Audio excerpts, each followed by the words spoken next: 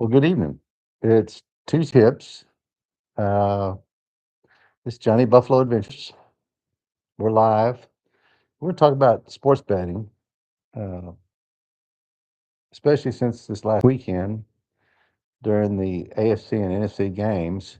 We'll wait just a little bit. This should be a short video, or a short live anyway. So we're going to talk about sports betting. But first, what I want to do is, like I always do, is who should go gambling? Okay. Number one, you got to be 21 years old to go gambling. Number two, you want to have a minimum of 6 months worth of bills set into a savings account somewhere, earning interest uh, that you can access it if something happens. And the reason you want to have that, let me tell you a little story that we had going back in Thanksgiving. We went on Thanksgiving. Uh, we were a little bit down. I think I was down about $400 or $500, and we were on our way out of the casino on a Sunday. We broke down. We were in Bossier City, Louisiana. We broke down on I-20. We were stuck on the interstate for 3 hours trying to find help. Finally got a tow truck uh, to tow us because we're basically crashed and downed.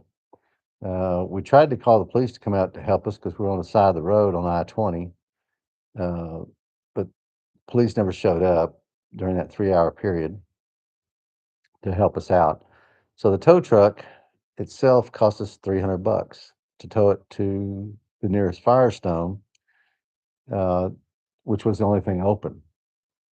We had to get, and that Caesars was nice enough. Because we have enough comps anyway, but they comped us 2 more nights, which was Sunday night and Monday night, because it was going to take them till maybe Monday late afternoon. If not, car wouldn't be fixed till Tuesday. And it was a minor little. The belt was thrown. So basically, we had no battery, uh, no way to maneuver the car, no heat. It was cold. Like I said, this happened over Thanksgiving weekend. So we were at $300 just for the towing. The bill itself cost us $300 to fix the thing. So that was $600. So that eat up almost the rest of our money. If we had to pay for a hotel room for 2 nights, that'd been at least another $100 to $200. Let's just say 150. So that's $750 right there. And if we wouldn't have had food comps uh, for that day, that'd been another $100. So that'd been $850. So if let's say you went and you were gambling, things like that do happen. That's why I always suggest that you have 6 months worth of bills sitting in a savings account somewhere that you can utilize, in because things do happen when you go gambling. Uh, so in our situation, that'd been another $850 that we would have been out because of the car being 5 hours away, and no alternative but to stay at a hotel again. Uh, Now I did win enough to pay for my car bill, uh, but I was lucky. So we did come home with some money still. But if we didn't have that money sitting there, and it cost us $850, so we would have lost all our money at that point in time and been down some more money, and then come back in on Tuesday because I would have had to miss if I was working. I'd have missed Monday at work. That would have cost me some income. So there's all kinds of things that can happen. That's why I always suggest if you don't have 6 months worth of bills sitting in a savings account, you don't need to be gambling, period. There's no way because it could have been even worse than that. We could have got home and maybe the AC unit was out, the heater, what have you. It was cold. So if then we would have had to call an AC person to come out and fix the heater. That would cost us more money. And so you can see how that would spiral. Uh, and that was, our true life experience over Thanksgiving. Of course, we had a good time, other than being stuck on the highway for 3 hours waiting for someone to come out and help us and tow us in. So don't go gambling if you don't have 6 months worth of bills sitting in the savings account. That's the number one rule. So don't. Now let's get to sports gambling. I always tell you, don't bet progressives, don't chase losses, uh, and don't sports bet, and don't bet online. And the sports betting, as you can see, if anyone watched the I'm saying San Diego, the Denver Buffalo game, you saw a play where there was an interception. The guy's knee was down. The ball was taken away after his knee was down, and they ruled it an interception. The very next day, which that cost, by the way, that cost Buffalo the game. Not saying that the refs blew that one, even though they did blow it, based on the very next day, the way that the refs called the Chicago game, uh, where Chicago was playing the Rams, and the Rams, the guy's knee was down. He fumbled the ball, or the ball was stripped out at that point, and they ruled it as him being down. Same scenario. One knee was down. The ball was in his hands, but one is ruled interception, which is a turnover. The other is ruled he was down, which is not a fumble. And there's a lot of people that lost money because of those two incidents. Uh, so my theory is, and this is just my conspiracy theory, uh, when the sports betting books have, let's say, if Denver would have lost that game to Buffalo, or Buffalo would have won that game against Denver, uh, the sports book might have been out 20, $30 million. But if Denver wins, they're not out that money. They actually win money. So you got a question, because the odds were that Buffalo would come out and win that game. Um, and I see we got someone online. Thank you for joining. Um, and then for the Chicago game, the same scenario. If Chicago would have won, Sportsbook might have been out some money because Chicago was not favored in that game. LA was, or Chicago was favored in that game and not LA. So there's a lot of instances. And then you also compile the fact that ESPN, that was broadcasting it, has uh, a, oh, what do I want to say? They promote sports betting and they make money off of sports betting because they own part of it. So being an owner of sports betting and then betting or telling people this is a good deal, bet on this sports bet, this, that should not be wrong. So it happens in pro sports, and you're seeing a lot of stuff about the NBA, uh, in the pros, and in college. Even a college um, basketball player admitted to making thousands of dollars by not making as many shots that night. Uh, the pros have uh, admitted to uh, not playing that many minutes so that they so that those pick three picks and all that kind of stuff would go against you.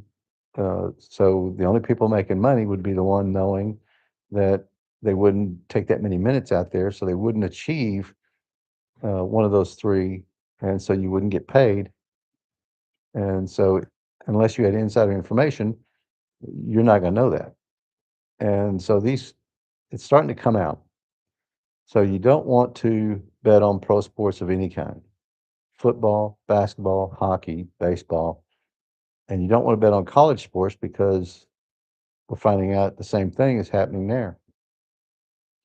So you might say, well, I win every time on pro sports and college sports when I make those bets. Well, you might be. Uh, it might be the fact that you got lucky and um, everything was above board on that game and you won. That's possible. It's also possible that you've lost some due to that same fact.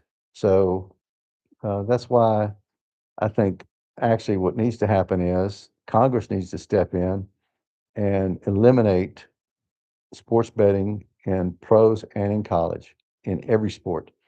They need to just get rid of it nationwide. So if you have a rep in your area, a congressman, bend their ear, tell them you want to eliminate pro sports and betting and college betting because it's gotten out of hand. So there's no telling how much money the sports books have made because of stuff like this. So anyway, I said it would be short, and it is. So uh, we're not going to go 30 minutes. So remember my number one rule: 6 months worth of uh, bills sitting in a savings account before you go, and don't use that money to go gamble with. That is for emergencies. That's your emergency fund. And there's a lot of people that don't have emergency funds that are going out there gambling and they're getting frustrated and they're getting upset because they lost money, or if they won some money, now they got taxes on it and they get home and something happens. So just don't do it. It's not uh, physically responsible. Is the best word to put about it. So don't do that. Uh, Second thing is don't chase progressives.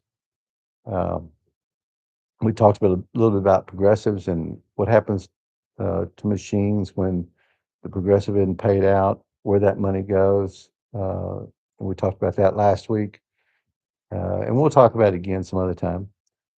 Never chase your losses. And then, so what we're going to do next week on Tip Tuesday Tips is we're going to uh, talk about, because I've seen a few issues come up on some sites, some YouTube sites. They talk about how they can't get comps when they're low rolling.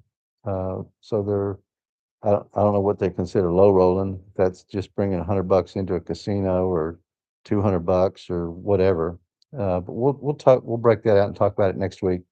So stay tuned for next week when we talk about uh, how to possibly get some comps that you're not getting because you're not bringing much money there, and you're not getting any comps, you're not getting any free spins, you're not getting rooms, you're not getting food, you're not getting all these other things. So we'll talk about that for the low rollers uh, that aren't betting much money or bringing much money to the casino. And so until next week, this is Johnny Buffalo Adventures. God bless you. God bless your family. God bless the United States. God bless our first responders. Uh, and of course, God bless the country you're in also. And until next week, let's see what kind of trouble we get into. Y'all stay warm this weekend because it's supposed to be very, very cold. I'm sitting here in Texas, and it's supposed to be ice on the roads and possible snowing on the north side of Texas and ice through the middle for a couple of days. So thank you for watching. Please like and subscribe. I need some more subscriptions so that we can keep on going. I'm not getting paid for this stuff yet. I think I've got 53 subscribers, so I'm happy with all 53 that subscribe. Thank you for subscribing.